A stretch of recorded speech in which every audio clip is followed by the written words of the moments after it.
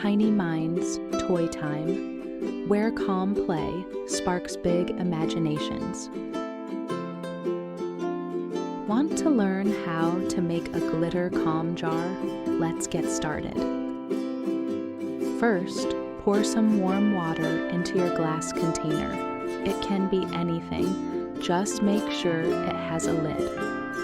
I like to fill mine up about halfway with water.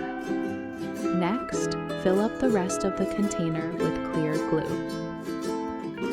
Now, the fun part, glitter.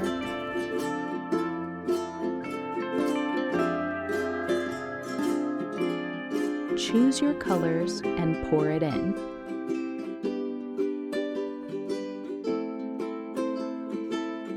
Now, put on the lid. Have a grown-up glue it down with super glue or hot glue to prevent leaks.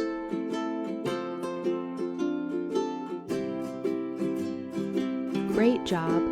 Now next time you are need to calm down, just shake the jar and focus on the glitter. Thanks for watching. Like and subscribe for more.